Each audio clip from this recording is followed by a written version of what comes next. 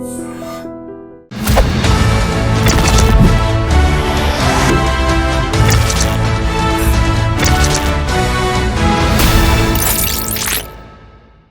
నమస్కారం. నేను Swaroopa Potlapalli. Welcome to I dream. Iconic star Allu Arjun arrest అనేది నేషనల్ లెవెల్లో ఓ బ్రేకింగ్ న్యూస్గా మారిపోయింది. ఢిల్లీ పర్యటనలో ఉన్న సీఎం రేవంత్ రెడ్డి కూడా ఆయన అరెస్ట్ మీద స్పందించారు. అక్కడ నేరం జరిగిందా లేదా అనేది మాత్రమే చూస్తాము, అరెస్టు చేసింది స్టార్నా పొలిటికల్ స్టార్నా అనేది మేము చూడమంటూ ఆయన స్పందించారు. ప్రస్తుతం నాతో పాటు ఎమ్మెల్సీ ప్రొఫెసర్ కోదండరామ్ గారు ఉన్నారు. ఆయనతో మాట్లాడదాం. సార్ నమస్తే.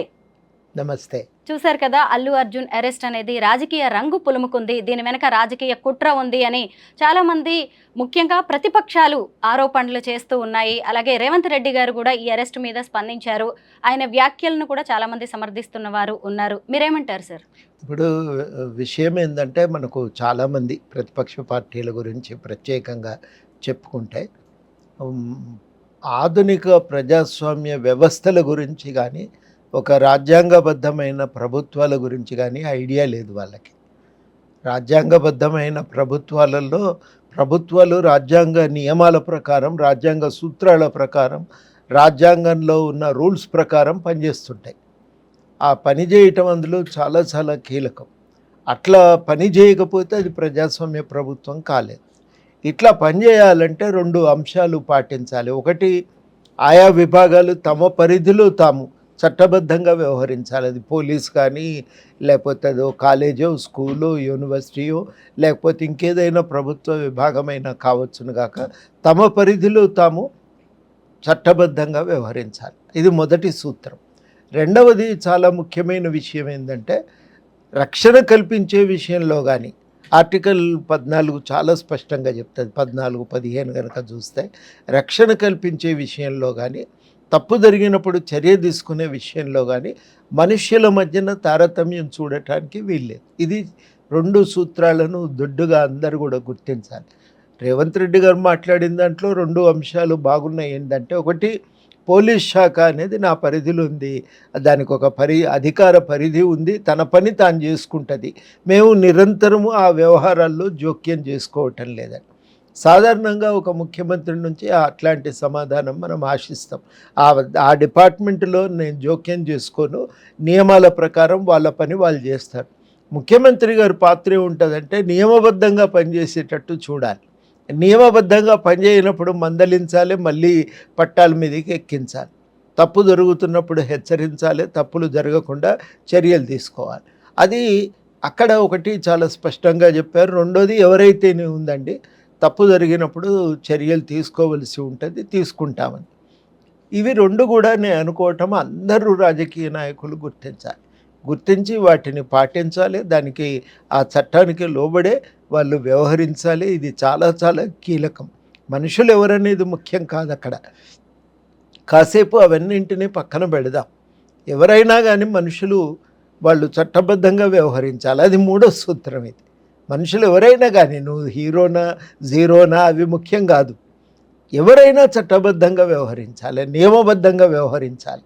అందుకని సాధారణంగా ఏమంటారంటే, మీ స్వేచ్ఛ ఎక్కడి దాకా ఉంటుందంటే పక్క వాళ్ళ ముక్కు తగలనంత వరకే. కాబట్టి ఇతరులకు హాని కలిగినప్పుడు ఎవరి మీదైనా చర్యలు తీసుకోక తప్పదు. ఈ విషయంలో మనం కొంత అమెరికా నుంచి నేర్చుకోవాలి. అక్కడ కూడా తప్పులు జరుగుతూ ఉండవచ్చు గాక, కానీ చట్టాన్ని అప్లై చేసేటప్పుడు, వర్తింపజేసేటప్పుడు మాత్రం మినహాయింపులు ఉండవు. ఇది తప్పు జరిగిందంటే ఎవరికైనా ఒకే రకంగా కోర్టులో వాదించుకోండి. అది కాకపోతే కోర్టు తేలుస్తుంది. కోర్టు ఇప్పుడేమో అల్లు అర్జున్ నేరస్తుడని అనటం లేదు, ఆరోపణ ఉంది.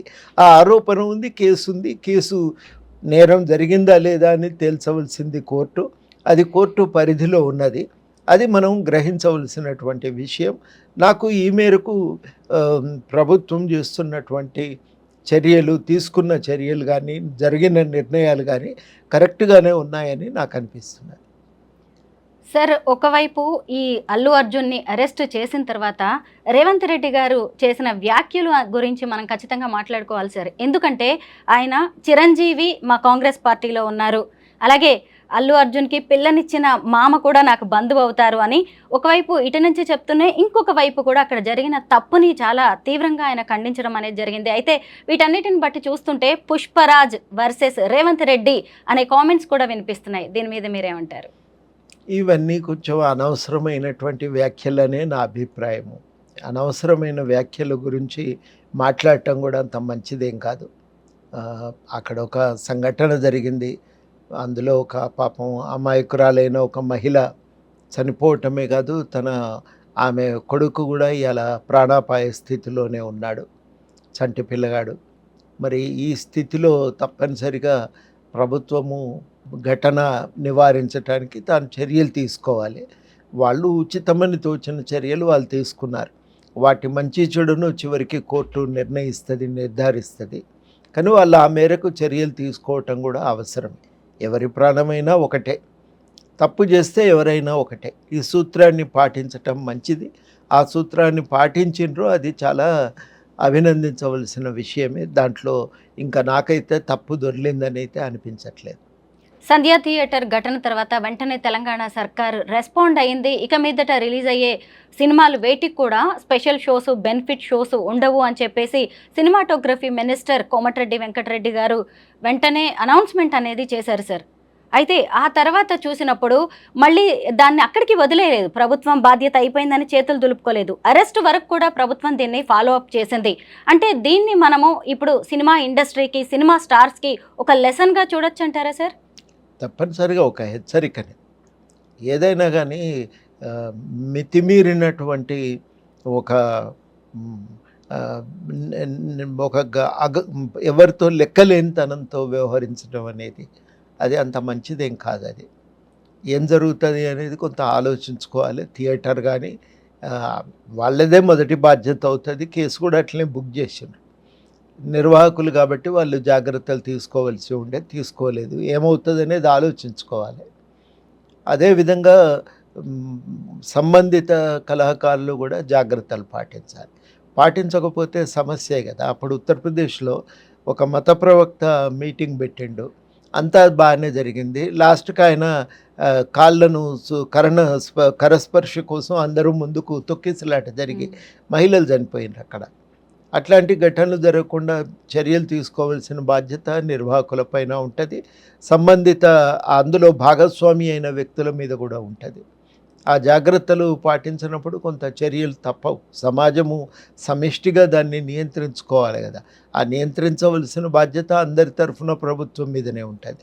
ప్రభుత్వం ఏం చేయాలనే దాని మీద కూడా ఇంకేమన్నా డిస్కషన్ చేస్తే తప్పనిసరిగా ఆ విషయంలో కూడా సూచనలు చేస్తాం. ఎవరైనా ప్రభుత్వానికి కూడా ఏం సూచనలు చేస్తామంటే ఇట్లాంటివి పునరావృతం కాకుండా బేరీజ్ వేసుకోవాలి. ఆల్రెడీ బెనిఫిట్ షోస్ ఉండవు అని ప్రకటించిండ్రు. అది ఒకటి మంచి నిర్ణయమే.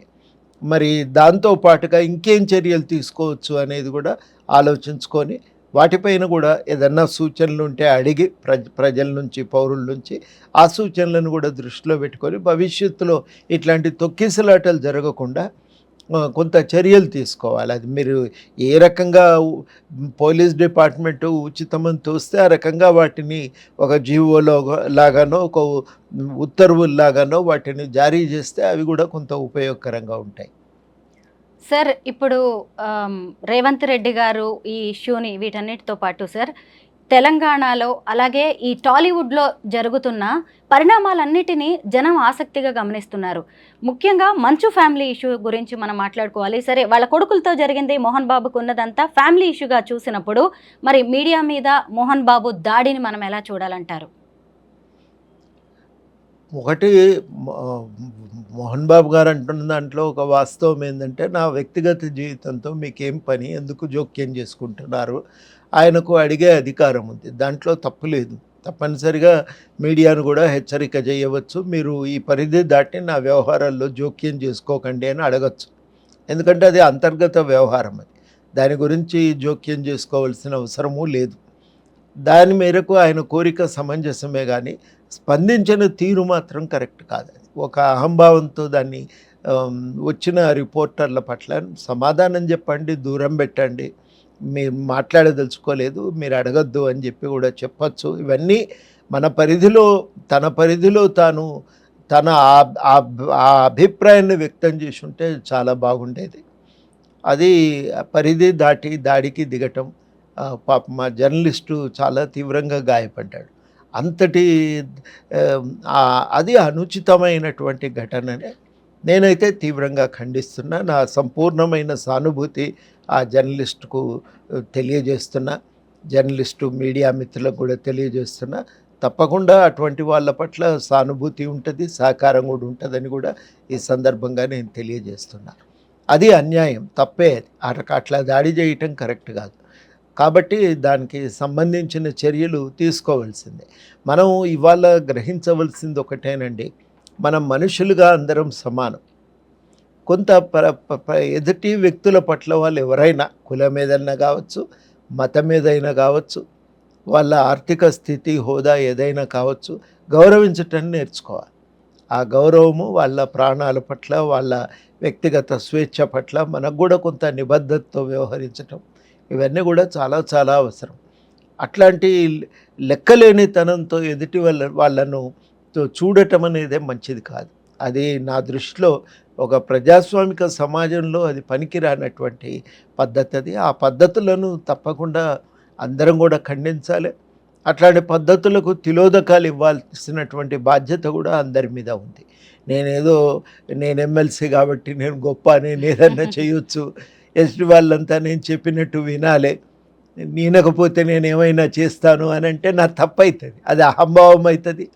అట్లా వ్యవహరించాలని కోరుకోవటం అనేది రాజ్యాంగ విలువలకు, ప్రజాస్వామ్య సూత్రాలకు విరుద్ధమవుతుంది. కాబట్టి ఇవన్నీ జాగ్రత్తలు పాటించటం చాలా కీలకమని నేను భావిస్తాను. ఈ కనీసమైనటువంటి మర్యాదలు మనం పాటించకపోతే తప్పవుతుంది.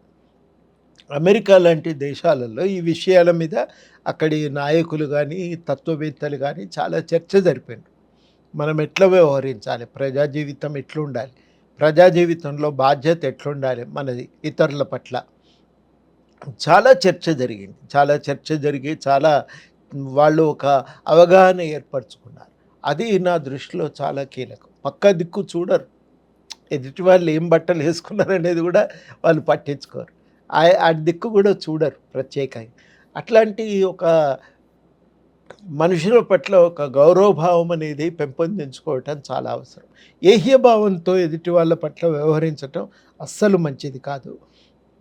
ఇది నేను అనుకోవటం మన అందరం కూడా కొంత ఇంగ్లీష్లో హ్యూమిలిటీ అంటాం కదా, ఒక గౌరవభావంతో గౌరవించటం, ఎదుటి వాళ్ళను గౌరవభావంతో వ్యవహరించటం, అది చాలా కీలకం. సార్, ఏడాది పాలన గడిచింది కాంగ్రెస్ ప్రభుత్వానిది.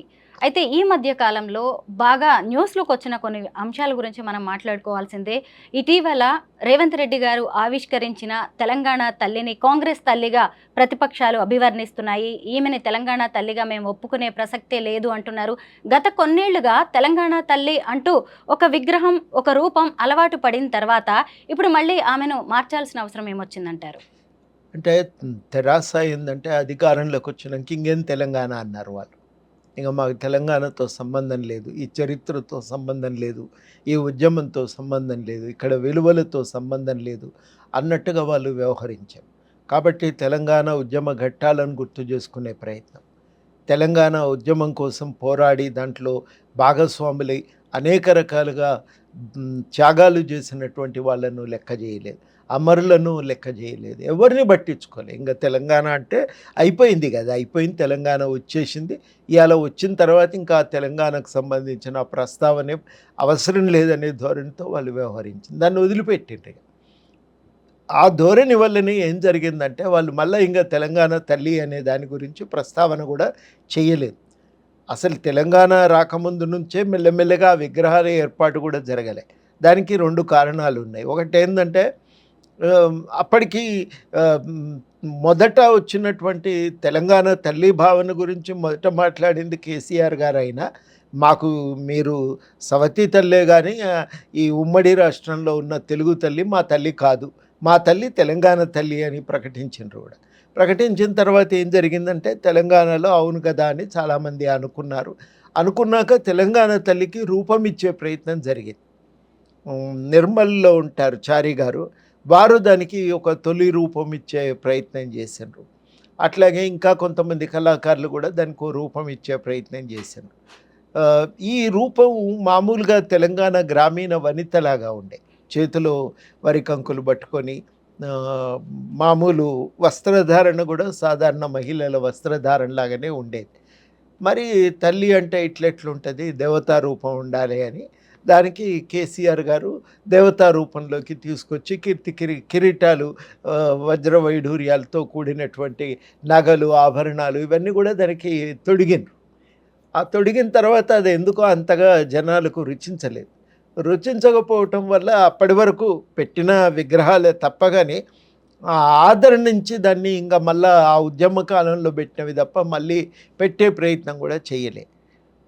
తెలంగాణ వచ్చినాక ఏందంటే, ఎప్పుడైతే తెలంగాణ ప్రతీకలను రూపుదిద్దుకోవాల్సిన అవసరం ఏర్పడ్డదో, అప్పుడు ఇంకా కేసీఆర్ ప్రభుత్వం ఇంక నాకు తెలంగాణతో సంబంధం లేదు అనుకున్నారు కాబట్టి వాటిని వదిలిపెట్టిండ్రు తెలంగాణ ప్రతీకల్ని.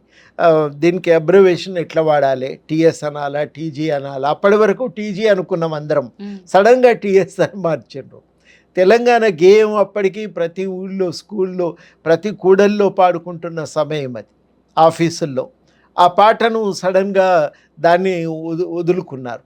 అదేవిధంగా తెలంగాణ తల్లికి సంబంధించిన విషయంపై చర్చ జరిపి ఒక అధికారికమైనటువంటి రూపాన్ని కూడా తీసుకొచ్చే ప్రయత్నం చేయలేదు. అందువల్ల ఏమైపోయిందంటే అది కనుమరుగైంది. ఇవాళ వచ్చి మళ్ళా మేము తెలంగాణ తల్లి అని మాట్లాడితే, ఇక ఒక దశ దాటినాకనైతే టీఆర్ఎస్ తన పేరులో నుంచే తెలంగాణను తొలగించుకున్నది. మాది భారత రాష్ట్ర సమితి అని ప్రకటించుకున్నది. అట్లా ప్రకటించుకోవటం కూడా అన్యాయం కదా. తెలంగాణ అనేది నీకు అస్తిత్వాన్ని ఇచ్చింది, గుర్తింపునిచ్చింది. ఆ పేరులో నుంచే తెలంగాణ తీసేసుకొని తెలంగాణకు అనే పదానికి పూర్తిగా సంబంధాలు తెగదెంపులు చేసుకున్నాక ఇక మీరు ఎక్కడ పట్టించుకున్నారు? దేన్ని పట్టించుకోలే. ఇవాళ ఏంటంటే, ఇంత 10 ఏళ్ళు తెలంగాణ పట్ల వాళ్ళు అనుసరించినటువంటి వైఖరికి నిరసనగా అనుకోండి, ఉద్యమకారులను పట్టించుకోవటం వల్ల అనుకోండి, మొత్తం మీదనైతే టీఆర్ఎస్ను, బీఆర్ఎస్ను ప్రజలు ఓడించారు. కాంగ్రెస్ను అధికారంలోకి తీసుకొచ్చినాక కాంగ్రెస్ కొన్నింటికి రూపమిచ్చే ప్రయత్నం ఇవాళ జరుగుతున్నది. అందులో భాగమే తెలంగాణ గీతాన్ని అందశ్రీ రాసిన జయ జయ హే తెలంగాణ గీతానికి అధికారికమైనటువంటి గేయంగా, తెలంగాణ జాతీయ గేయంగా దానికి గుర్తింపునివ్వటం. అదేవిధంగా తెలంగాణ తల్లికి కూడా ఒక అధికారికమైన రూపం ఇచ్చే ప్రయత్నం చేశారు. అప్పటి వరకు దానికి ఒక తుది నిర్ణయం అనేది జరగలేదు. ఆ టీఆర్ఎస్ వాళ్ళు డిజైన్ చేసిండ్రు, అందరూ ఇక సరే ఒకటి ఉండనీలే అని దాన్నే ప్రతీకగా వాడుకున్నారు. కానీ అది తర్వాత మిగల్లే. అది తర్వాత పోయింది. అది పోయిన తర్వాత వాళ్ళు కొత్తగా మళ్ళీ తయారు చేస్తున్నప్పుడు సహజంగానే బీఆర్ఎస్ వాళ్ళు ఏం చేశారు, బీఆర్ఎస్ వాళ్ళు కూడా దానికి తుది రూపం ఇవ్వలే కాబట్టి ఇవాళ కాంగ్రెస్ తుది రూపం ఇచ్చే ప్రయత్నం చేస్తున్నప్పుడు సహజంగానే అప్పుడు ఉన్న భిన్నమైనటువంటి రూపాల్లో దేన్నో ఒక దాన్ని ఎంచుకోవాలి కదా. మొట్టమొదట ఉన్న సాధారణ వనిత రూపాన్ని మళ్ళీ పెంపొందించి వాళ్ళ మన ముందు ఉన్న విగ్రహాన్ని తీసుకొచ్చింది. ప్రతి విగ్రహం అది కాంగ్రెస్ విగ్రహం, కాంగ్రెస్ తల్లి అనటం కూడా అది అపహాస్యం చేయటం తప్ప మరొకటి కాదు. ఇవాళ చాలా కీలకంగా ఆ విగ్రహాన్ని, కాకపోతే ఇంకొంత చర్చ పెడితే ఇంకా బాగుండేది. అది ఆ విషయాన్ని పక్కన పెడితే నాకు దాని పట్ల భిన్నాభిప్రాయాలు ఏమీ లేవు. ఎందుకంటే సాధారణ ఇది తల్లే కానీ దేవతామూర్తి కాదు. దేవతామూర్తి విగ్రహం అయితే ఎట్లా గీసుకోవాలి, దాని మీద అభిప్రాయాలు వేరే ఉంటాయి. ఈ తెలంగాణ తల్లి ప్రజలకు సంబంధించిన ఒక వ్యక్తి, ఆత్మీయతను ప్రదర్శించే విధంగానే ఉండాలి, ఒక ప్రేమాభిమానాలను విరజిమ్తున్నట్టుగానే ఉండాలి. కాబట్టి దానికి తగ్గట్టుగానే దానికి ఒక రూపం ఇచ్చిండ్రు. దాన్ని ఇవాళ నేను అనుకోవటం, దాన్ని ఆ రకంగా చూడటం కరెక్ట్ కాదు. ఇది సాధారణంగా మనం నిత్య జీవితంలో మనం చూస్తున్న కొంత హుందాగా ఉండే మా అమ్మలో, పెద్దమ్మలో ఉంటారు కదా, అట్లాంటి వాళ్ళలాగానే కనబడుతున్నది అనేది ఒక తాదాత్మ్యత చెందటానికి ఒక అవకాశం కలుగుతూ ఉన్నది. కాబట్టి ఇది తప్పనిసరిగా ఇది బాగుంది. దీని విషయంలో ఇంకా భిన్నాభిప్రాయాలు అవసరం లేదని చెప్పి నేను భావిస్తూ. ప్రొఫెసర్ కోదండరామ్ గారు అంటే ప్రజా గొంతుక, ప్రజలకు ఏం కావాలో మీకు తెలుసు. సరే, లగచర్ల ఇన్సిడెంట్లో రైతులను అరెస్ట్ చేసి ఇప్పుడు జైళ్లలో పెట్టడాన్ని మనం ఎలా చూడాలి? అంటే ఈ ఫార్మా ఇండస్ట్రియల్ కారిడార్ ఏర్పాటు విషయంలో రేవంత్ సర్కార్ సరిగ్గా హ్యాండిల్ చేయలేకపోయిందంటారా ఈ ఇష్యూని? ముందే కొంత జాగ్రత్త పడాల్సి. గవర్నమెంట్ మామూలుగా ఒక నిరసన తలెత్తుతున్నది అనుకుంటే అర్థం చేసుకోవాలి. అర్థం చేసుకొని దాన్ని జాగ్రత్తగా దాన్ని ముందులోనే ఆదిలోనే దాన్ని తలెత్తకుండా చూడాలి.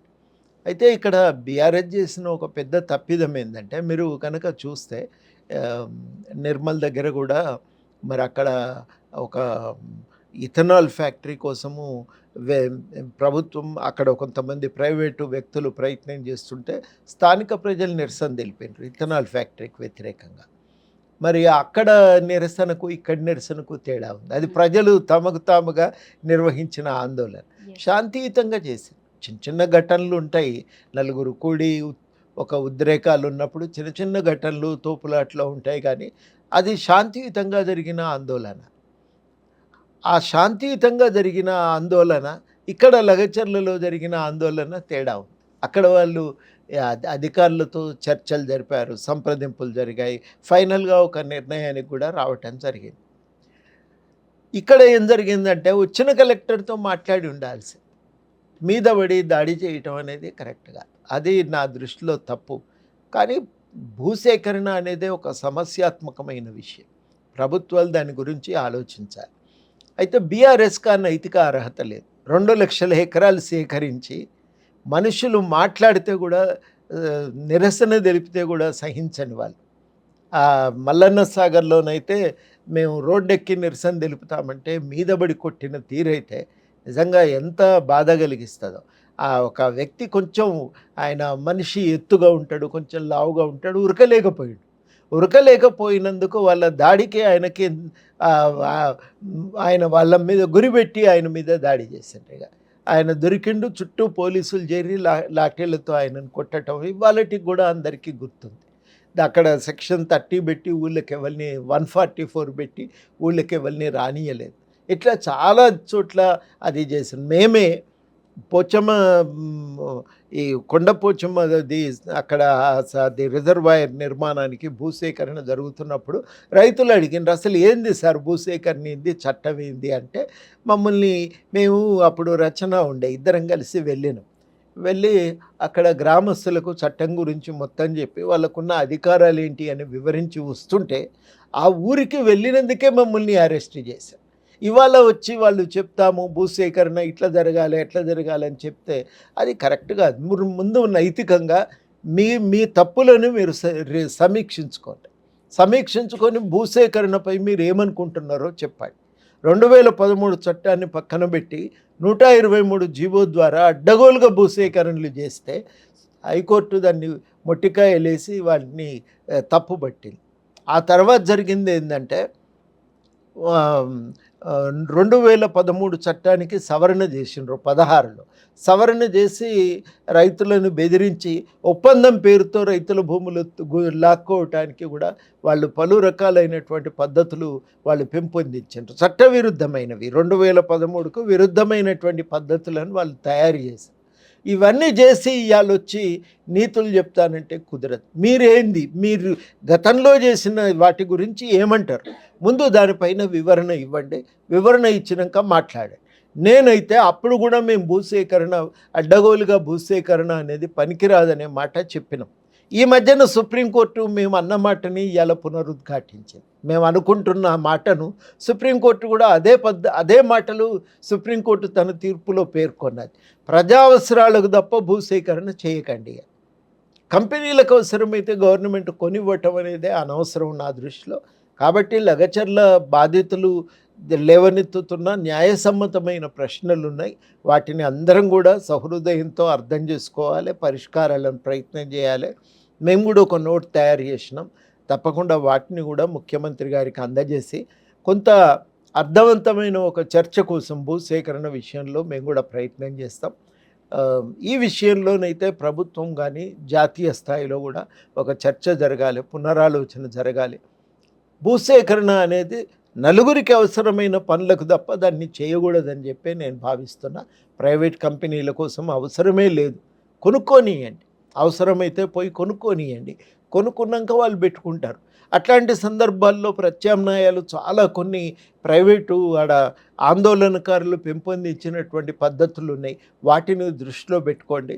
చాలా ఆలోచన చేయవలసిన అవసరం ఉంది. దాంట్లో రెండో అభిప్రాయం లేదు. ఈ మాట మేము ఇవాళ కొత్తగా అంటలేం. 2015లో మేము 16లో మేము మీటింగ్ పెట్టినాం. మీటింగ్ పెట్టి అప్పటి నుంచి ఈ విషయాలపైన మేము చర్చ చేస్తూనే ఉన్నాం. ఒక తీర్మానం కూడా రూపొందించిన బాధితులందరినీ పెట్టి. అప్పుడు మాకు పర్మిషన్ ఇయ్యలే. ఇవాళ మాట్లాడుతున్నారు కానీ అప్పుడు మాకు పర్మిషన్ ఇయ్యలే. పర్మిషన్ ఇవ్వకపోతే మా ఇంటి ఆవరణలోనే మేము దీక్షకు కూర్చోవలసి వచ్చింది. తర్వాత అతి కష్టం మీద ఒక హాల్ మీటింగ్ పెట్టి బాధితులందరి చేత మాట్లాడించి ఒక నోటు తయారు చేసినాం మిత్రుల సహకారంతోని. ఆ నోటు గవర్నమెంట్‌కి కూడా ఇస్తాం. తప్పకుండా అందరికీ న్యాయాన్ని అందించే ప్రయత్నం, భూసేకరణ మీద ఒక సమీక్ష కోసం మా వంతు ప్రయత్నం కూడా చేస్తామని సందర్భంగా ప్రకటించదలిచాను. సార్, ఉద్యమ సమయంలో మీరు కేసీఆర్ గారితో కలిసి నడిచారు. ఆ తర్వాత ఆయనతో విభేదించి బయటకు వచ్చారు. ఆ తర్వాత ఎన్నో ఇబ్బందులు, అవమానాలు పడ్డారు. ఇప్పుడు కేసీఆర్ గారి పరిస్థితి ఎలా ఉందో చూశారు. ప్రభుత్వాలు మారిన తర్వాత ఎంతకీ కేటీఆర్, హరీష్ రావు, కవిత మాత్రమే ప్రభుత్వం మీద విమర్శలైనా ఎదురుదాడైనా చేస్తున్నారు. ఇప్పటికీ కూడా కేసీఆర్ ఇంకా ఫామ్ హౌస్కే పరిమితమై ఉండడాన్ని మనం ఎలా చూడాలి? ఆయన ఏదైనా వ్యూహంతో ఉన్నారంటారా? ఏం వ్యూహం ఉంటుందో ఆలోచించుకుంటాడు. ఆలోచించుకోకుండా ఎందుకుంటాడు కానీ ఏదున్నా కానీ ఒక ఒక ఉద్యమ ఆకాంక్షలను తుంగలో తొక్కి ప్రజలు చేసిన త్యాగాలపైన పూర్తిగా వాటిని దొక్కి తాను ఏకఛత్రాధిపత్యం చెలాయించాలని ప్రయత్నం చేసిండు. అది తెలంగాణ సమాజం అంగీకరించదు. అది మొట్టమొదట వారు గ్రహించాలి. అది గ్రహించటం వారికి మంచిది, సమాజానికి కూడా అది ఉపయోగపడుతుందని నేను అనుకుంటున్నాను. అది మార్చుకోవాలి, ఆ తీరే మార్చుకోవాలి. అందుకనే మేము చాలాసార్లు చెప్పినాం కూడా, ఈ కేసీఆర్ నిరంకుశ పోకడలకు, ఈ సమాజం యొక్క ప్రజాస్వామిక ఆకాంక్షలకు మధ్యన ఒక ఘర్షణ తెలంగాణ రాజకీయాల మూల సూత్రము, దాని ప్రధాన స్వభావము అని అప్పట్లో చాలాసార్లు చెప్పినాం. ఇది ఇప్పటికీ కూడా ఇప్పుడు ప్రభుత్వాలు దీన్ని అర్థం చేసుకోవాలి. ఈ అప్రజాస్వామిక ధోరణులని సమాజం సహించదు, ఎప్పుడు కూడా వాటికి వ్యతిరేకిస్తుంది, నిరంకుశత్వాన్ని సహించదు. ఇది మనం ఇలా అర్థం చేసుకోవాలి. ఈ విషయం వారు గుణపాఠం తీసుకోగలిగితే తెలంగాణకు మంచిది.